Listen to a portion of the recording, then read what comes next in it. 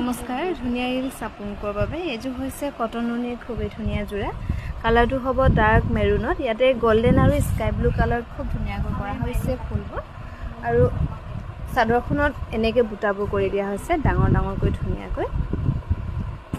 এখন হ'ব মেখেলাখন আৰু ইয়াতে সাইড পাৰি কৰা হৈছে এনেকৈ এই ধুনিয়া জোৰা ল'ব পাৰিব 2200 টকাৰ ৰেডি টু নোহোৱাকৈ এযোৰো খুব মৰম লগা কালাৰটো হ'ব অকমান পিচ কালাৰ টাইপৰ ডাৰ্ক মেৰুন আৰু অৰেঞ্জত ফুলবোৰ ধুনিয়াকৈ কৰা হৈছে এখন হ'ব মেখেলাখন এযোৰ ল'ব পাৰিব 2150 টকা